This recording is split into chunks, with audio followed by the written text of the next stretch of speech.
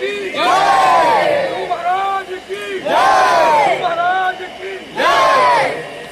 सिंहस्थ कुंभ उज्जैन में आ गया। हमारी संस्कृति का सर्वोच्च शिखर बिंदु अगर धार्मिक समागम के दृष्टिकोण से, धार्मिक कर्मकांड के दृष्टिकोण से, स्नान ध्यान के दृष्टिकोण से, धार्मिक परिचर्चा के दृष्टिकोण से अगर सनातन संस्कृति के सर्वोच्च बिंदु की चर्चा की जाए तो वह 4 कुंभों में पड़ना चाहिए।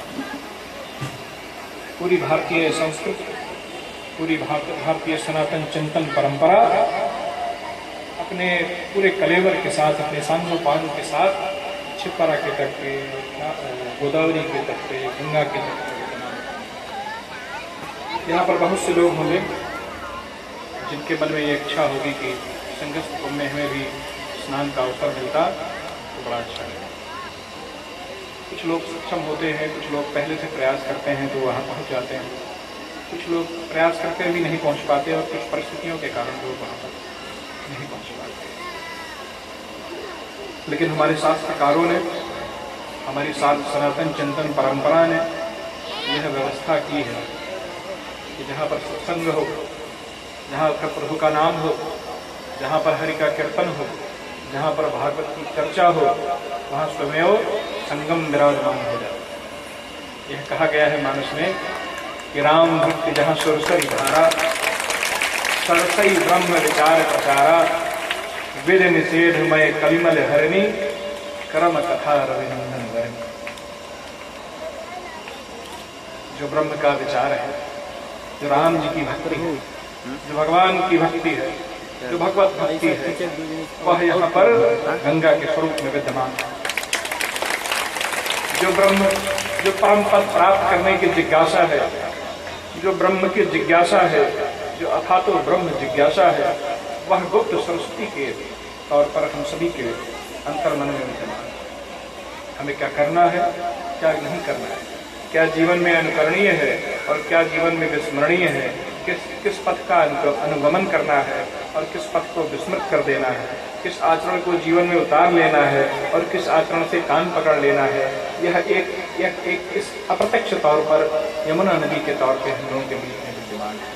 तो राम भक्त की सुरसर धारा और ब्रह्म विचार की सरस्वती की धारा और यमुना नदी और जो विधि निषेध की यमुना की धारा, यहाँ पर तीनों नदियां प्रवाहमान है। सिंहस्थ कुंभ में स्नान का अवसर आपको यहाँ पर बैठे बैठाए मिल रहा है। बहुत बड़ी कृपा है, बड़ी महती कृपा, बड़ी महती कृपा है। और जब इस सिंहस्थ कुंभ में व्यक्ति स्नान करता है तो बट विश्वास अचल निज धर्म, अपने विश्वास के साथ, पूरे विश्वास के साथ अपने मर्यादा रूपी धर्म को, अपने धर्म के आचरण पर दृढ़ हो जाता है, तो संकल्पित हो जाता है, तो कमर कस लेता है कि इसी आचरण को पकड़े रहेंगे, इसे छोड़ने वाले हम लोग नहीं हैं। जो व्यक्ति नहीं पहुंच पा रहे हैं तो भगवान की बड़ी कृपा समझें। जो वहाँ पर नहीं जा रहे हैं, यहीं से बैठे बैठे महाकाल को प्रणाम करें, शिप्रा नदी में मानसिक स्नान करें और यह भगवान की बड़ी कृपा समझें कि वहाँ न जाकर हमें यही त्रिवेणी का संगम में स्नान करा दिया है। तो भगवान की बहुत बहुत बहुत हमारे ऊपर कृपा है और कृपा होती है यदि व्यक्ति कथा मंडप में पधारता है, नहीं तो अपने घर के प्रपंचों में फंसा रहता है और यहाँ तक आ ही नहीं पाता। यह कहा जाता है कि कथा अमृत साक्षात अमृत से भी श्रेष्ठ होता है। यह कथा कहा जाता है कि कथा का जो अमृत व्यक्ति को प्राप्त होता है, वह अमृत से भी अगर उसे प्राप्त हो जाए तो उससे भी अधिक श्रेष्ठता का पद कथा अमृत प्राप्त है। कैसे प्राप्त? देवताओं को अमृत पान करने का अवसर मिला और देवताओं ने उस अमृत पान करके अमर हो गए। और देवता को जब उसकी पुण्य राशि बहुत घनीभूत हो जाती है, बहुत संघनित हो जाती है, उसके पुण्य का बहुत आधिक्य हो जाता है, तभी व्यक्ति देव श्रेणी में प्रवेश करता है। देवता अमर तो हो गए, लेकिन उनकी पुण्य राशि जिस दिन से उन्होंने अमृत का पान किया, उसी दिन से उनकी पुण्य राशि क्षरित होने लगी, घटने लगी, दिन पर दिन उनके पुण्यों का उपभोग होने लगा। लेकिन कथामृत प्राप्त करने के बाद व्यक्ति की पुण्य राशि घटती नहीं है, पाप की राशि इसकी घटती है, पुण्य राशि बढ़ती है, और यह पुण्य बढ़ते बढ़ते व्यक्ति को इस तरह से सक्षम बनाता है कि उसे पुण्य संचित होकर उसे एक दिव्य जीवन, एक दिव्य दृष्टि और एक भगवत कृपा प्राप्त करने के पात्र बनाते हैं। तो कथामृत से व्यक्ति के पापों का क्षय होता है, पुण्य की बढ़ोतरी होती है, और साक्षात अमृत से व्यक्ति के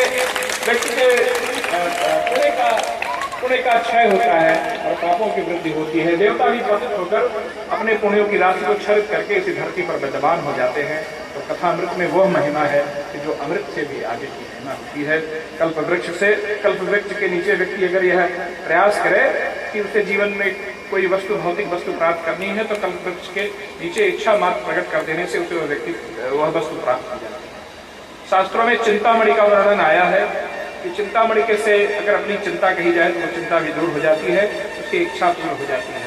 लेकिन कल्प वृक्ष और चिंतामणि भी व्यक्ति को भगवत साक्षात्कार नहीं करा पाते हैं, भगवत कृपा की प्राप्ति नहीं करा पाते हैं। और भागवत कथा की गंगा आपको भागवत साक्षात करने के लिए प्रेरित कर देती है, उस पथ पर आगे बढ़ने के लिए आपको प्रेरित कर देती है, आपको आगे बढ़ा देती है। तो कल्प वृक्ष और चिंतामणि से भी अगर अधिक कोई फलदायी वस्तु है, अगर अधिक कोई प्रभावी वस्तु है, अगर कोई अधिक प्रभावशाली वस्तु है, तो वह कथा है, जिसको सुनने के लिए आप सभी यहाँ पर विद्यमान हैं। यह कहा जाता है कि भगवान शंकर जिस समाधि में जिस आनंद को प्राप्त करते हैं, उस समाधि के आनंद को प्राप्त कराने के लिए लोगों ने कहा कि भगवान इस जगत में सर्वत्र उपलब्ध करा दें। तो भगवान ने कहा कि नहीं, हमें अवतार के झंझटों में मत डालो। अवतार के झंझट लेने पर व्यक्ति को पीड़ा होती है, कष्ट होता है। लेकिन लोगों ने जब बहुत आग्रह उनसे किया तो भगवान शंकर ही साक्षात सुखदेव स्वामी के स्वरूप में पधारे, और जो भगवान को शंकर को अखंड समाधि में जिस आनंद की प्राप्ति होती है, भगवान शंकर अखंड समाधि में जिस आनंद में निमग्न रहते हैं, भगवान शंकर जिस समाधि के आनंद से उनके आनंद का छलकता रहता है, उनके आनंद से ओतप्रोत रहते हैं, वही आनंद की पराकाष्ठा, वही समाधि के आनंद की सुगंध आपको भागवत कथा में प्राप्त होती है। ऐसा हम लोग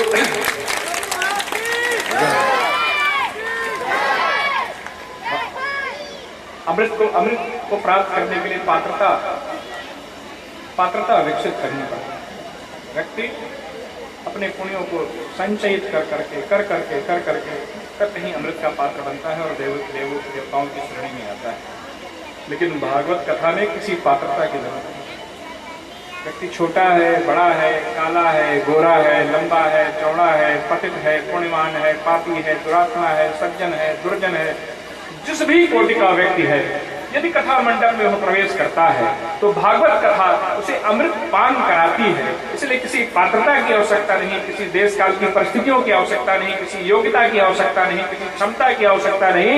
सिर्फ भगवान की कृपा आप पर विराजे और आप कथा मंडप में पधारें और आप इस अमृत का पान करें। ऐसी महिमामयी कथा को प्रणाम करते हुए, बार बार उसे प्रणाम करते हुए और यह संदेश देते हुए कि जो अंतिम श्लोक है भागवत का, वही जीवन का सार है। हम सभी गृहस्थिक जीवन में मुझे लगता है कि हमारी एकमात्र ऐसी पीढ़ है जो गृहस्थिक जीवन में भी रहते हुए इस तरह से सनातन धर्म की सेवा में लगी। गृहस्थिक लोगों के साथ धर्म की